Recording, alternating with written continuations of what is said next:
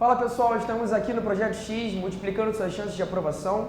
Meu nome é Gabriel Feitosa, sou professor de História e estamos em mais uma edição do famoso Parabanks, não é? Essa sessão de aulas que vem acompanhando vocês aí ao longo desse ano, tratando de assuntos que fazem aniversário no ano de 2014, muito importante para os concursos estaduais, no caso da UERJ e aí os outros vestibulares Brasil afora, que gostam de trabalhar com esses temas de aniversário redondo, né? Pô, um aniversário muito famoso esse ano, que já vem sendo tratado aí na mídia, enfim, tanto na mídia especializada como na mídia um pouco mais informal, é a famosa Primeira Guerra Mundial. A Grande Guerra, que completa o seu centenário, né, em 2014, completando aí 100 anos de existência. Não é um motivo de comemorações, obviamente, porque uma guerra realmente nunca é um motivo de comemorações, desenvolver festividades, mas é um momento de reflexão, um momento que a gente vai parar aí para tentar entender melhor esse conflito, uma vez que ele pode aparecer no seu concurso. Galera, a Grande Guerra ganha esse nome de Primeira Guerra Mundial, obviamente muito depois, né? A Primeira Guerra Mundial ganha essa alcunha após a Segunda, e aí você tem essa ideia da distinção entre Primeira e Segunda Guerra. Na verdade, ela vai ser chamada de Grande Guerra porque, de fato, vai ser o primeiro grande conflito de proporções globais que se tem notícia na nossa história. E para o mundo naquele período foi um impacto muito grande.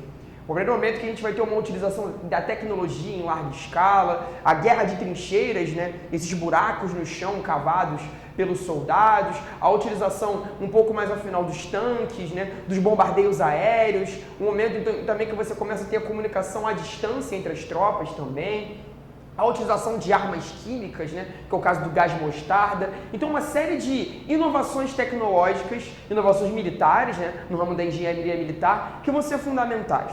Para a gente compreender esse conflito, a gente parte aqui para a questão dos antecedentes. Muito importante a análise dos antecedentes, que nada mais são do que elementos motivadores da guerra, não é isso, gente? Aí a gente vai tentar buscar algumas questões e questionamentos que teriam levado à guerra, e os vestibulares adoram trabalhar com isso.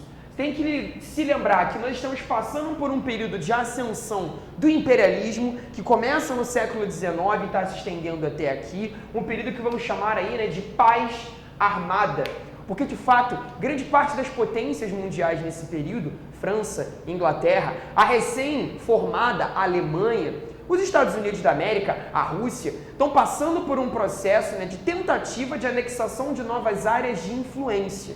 Áreas de influência que vão ser aí motivo para escoamento de produção excedente, uma vez que nós estamos passando por um período da segunda revolução industrial, a produção massificada, essa ideia do Fordismo, né, da produção em série. Você não se preocupa muito com o nível de consumo, porque o nível de consumo está muito elevado. É um período de extrema prosperidade, a Belle Époque, né, da França, estabelecendo na América um grande hiperconsumo, na América e nos Estados Unidos, né? Então você percebe aqui um período em que há a expansão desse capitalismo pelo mundo ocidental a partir da África, da Ásia e da América Latina. Um período em que os países vão começar a se armar, a ter uma produção bélica exagerada, o caso da Alemanha é enfático, mas estarão aí numa determinada paz a partir do momento que nenhum país vai entrar em um conflito direto com o outro. Existem conflitos diplomáticos, conflitos de interesses, e nós percebemos isso na chamada Conferência de Berlim, em 1885, já chefiada ali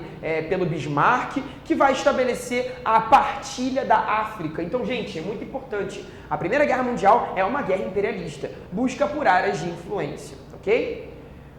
O chamado Concerto Europeu, estabelecido aqui, né, em 1815, no famoso Congresso de Viena. Galera, o Congresso de Viena foi ali após a Era Napoleônica, quando a Europa reestruturou o seu mapa, tentando buscar um equilíbrio de forças entre si, uma vez que Napoleão havia sido preso, né, pela última vez. Acabou preso até o dia de sua morte ali em 1821. O Concerto Europeu, note que eu utilizei o termo com C, que significa concerto musical. É um conceito que será utilizado na Conferência de Berlim, em 1815, para dizer o seguinte: a Europa precisa buscar um equilíbrio de forças entre os seus estados. Um equilíbrio bélico, um equilíbrio diplomático, um equilíbrio econômico, de modo que você não tenha nenhuma potência muito maior do que a outra. Esse é o conceito de concerto europeu, gente. Isso vai ser objetivado por um bom tempo. O século XIX não é um século de guerras internacionais em demasia. Nós percebemos conflitos internos, uma série de guerras civis, mas não guerras internacionais de grande proporção. Então, de fato, esse concerto ele foi objetivado, ele foi alcançado. O grande problema é exatamente o ano de 1914, quando você tem a falência desse concerto. E a falência dele já estava sendo anunciada aqui na corrida imperialista, uma vez que temos potências que vão abocanhar determinados territórios e vão crescer, e vão ascender de posição de maneira muito exagerada. Sempre destacando aqui o caso da Alemanha, que é uma potência muito nova e que vai crescer economicamente muito rápido.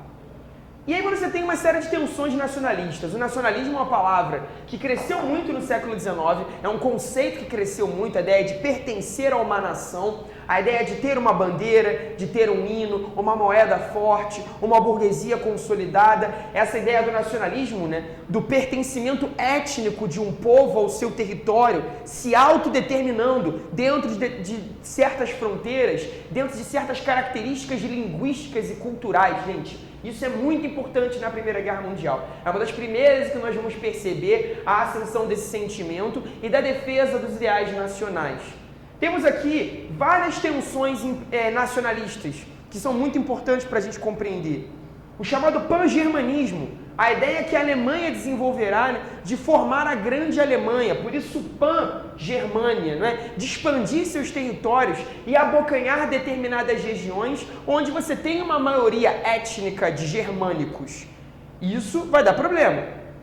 Até porque nós temos um outro sentimento parecido, só que em relação à Rússia, o chamado pan-eslavismo, ou seja, a mesma ideia da pan-germânia, só que aí no caso da Rússia, a ideia de formar a chamada mãe Rússia, abocanhar determinados territórios onde você teria uma maioria étnica de russos, mas o território não pertencia à Rússia originalmente. Galera, muito atual isso aqui, Só lembrar das tensões agora na Crimeia em relação ao presidente Putin. Percebemos ali uma herança desse tipo de mentalidade e é um sentimento que a Rússia acumula há um bom tempo, Revanchismo francês. A França, obviamente, tem esse sentimento de revanche. Revanche com quem? Contra quem? Aqui, no caso, é contra a Alemanha.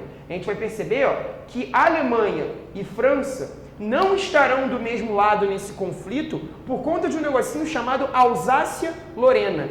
A França perdeu essa região para a Alemanha na famosa Guerra Franco-Prussiana, em 1870, uma região rica em matéria-prima que para os franceses deveria pertencer a eles originalmente.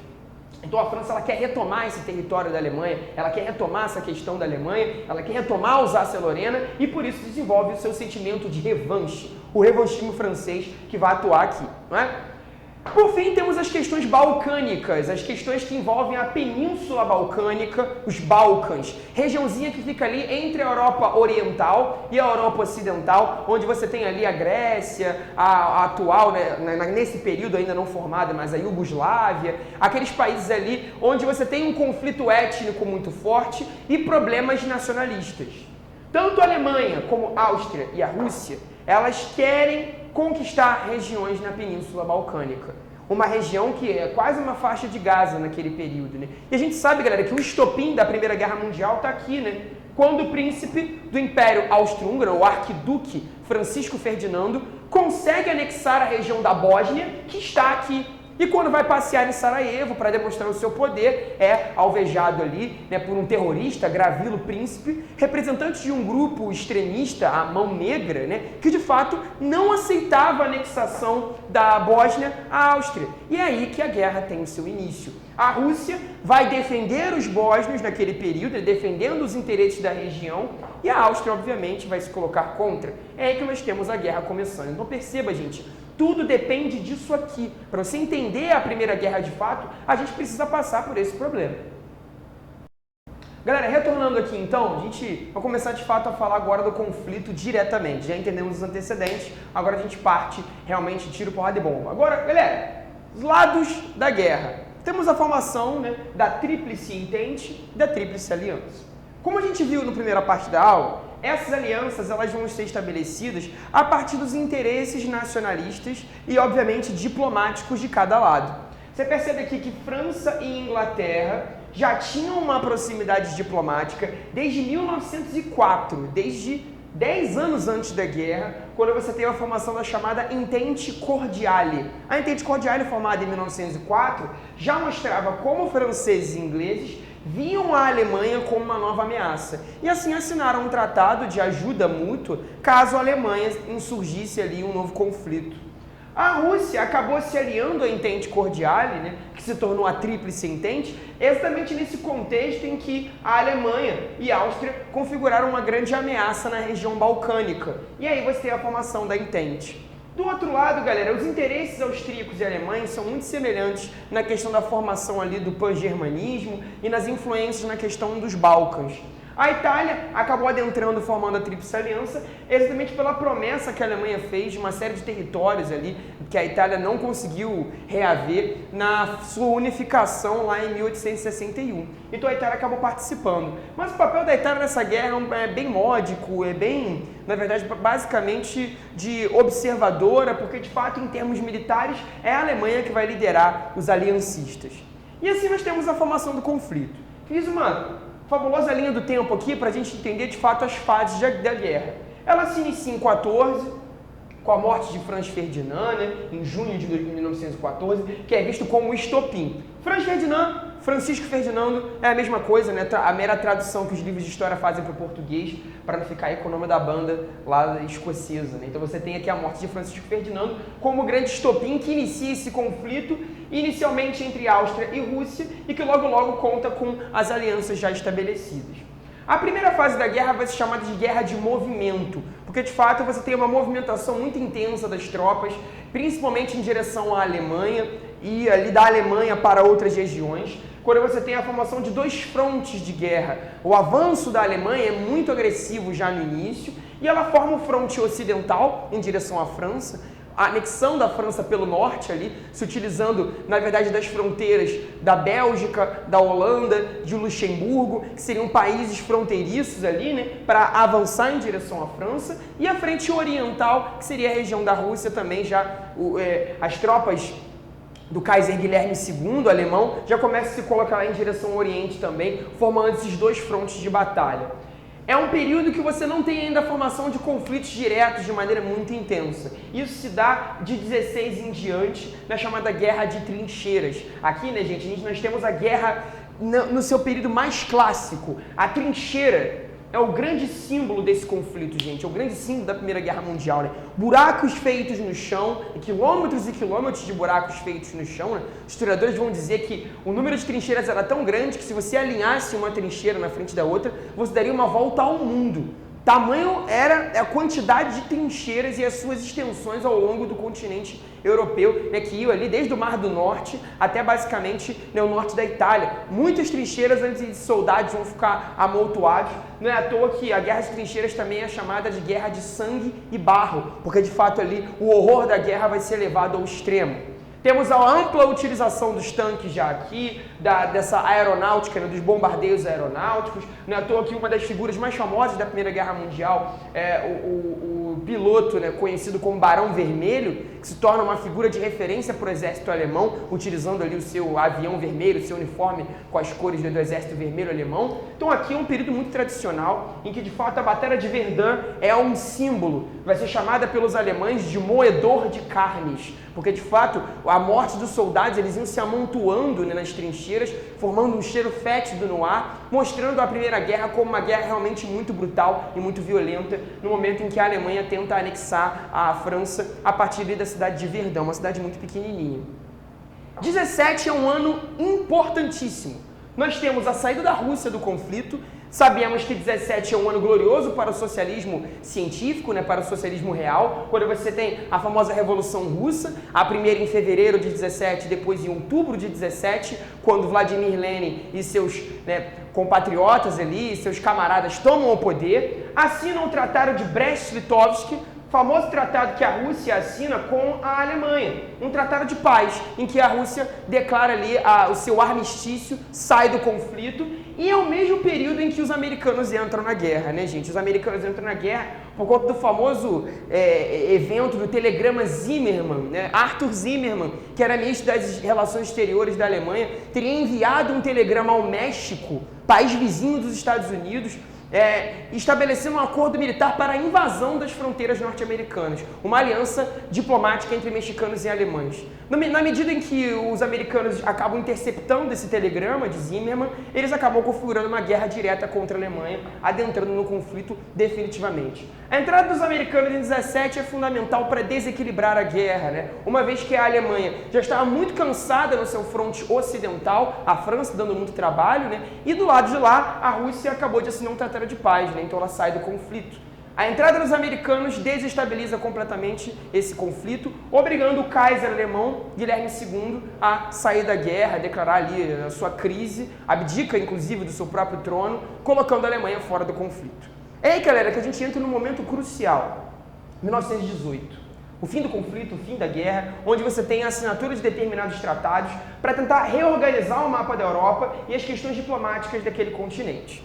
O presidente Woodrow Wilson dos Estados Unidos propõe os seus 14 pontos, ou seja, 14 medidas que ele vai tentar propor ao Congresso americano para garantir uma paz sem vencedores, sem humilhações. Aqui ele propõe que a Alsácia-Lorena seja devolvida à França, algo que o Congresso aprova. Então, o revanchismo francês que nós vimos, ele realmente tem sucesso, a França consegue reaver esse território, mas alguns pontos de Wilson não são aceitos, né? Principalmente esses pontos que tentariam garantir uma paz sem vencedores. De fato, o tratado que faz mais sucesso não é o de Wilson, e sim aquele assinado no interior da França, né, ali distante de Paris, no Palácio de Versalhes, na cidade de Versalhes, o famoso Tratado de Versalhes. Aqui, duríssimas imposições são colocadas à Alemanha, ela é obrigada a passar por um processo de desmilitarização, não pode mais produzir armamento bélico, o exército também vai ser reduzido a um número muito pequeno, uma indenização muito alta deve ser paga aos países vencedores, e esse tratado coloca a Alemanha como uma verdadeira vilã da guerra, como verdadeira culpada desse conflito, né?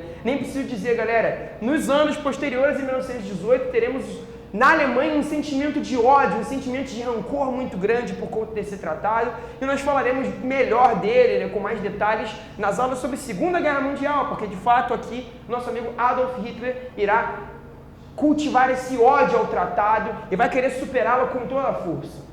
Por fim, a criação da Liga das Nações, que se dá em 1919, mostra o primeiro esforço europeu de se criar ali uma liga que garantiria a paz naquele continente. A Liga das Nações é uma espécie de protótipo da ONU, tá, galera? O primeiro esforço diplomático internacional que vai tentar ali limitar a condição de armamentos, garantir ali a questão da pacificação e da diplomacia entre os países europeus, mas contando com a ausência de um gigante, uma grande potência que é os Estados Unidos. Eles não vão participar da Liga das Nações, né? Já demonstrando seus interesses numa política mais agressiva, numa política mais violenta em rumos internacionais. Estamos vendo aqui, gente, todo o pano de fundo que vai ser determinante para o período entre guerras, que lá em 1939 culmina na invasão da Polônia, começando a Segunda Guerra Mundial. Uma continuação muito interessante dessa primeira, que vale a pena a gente ver em uma próxima ocasião.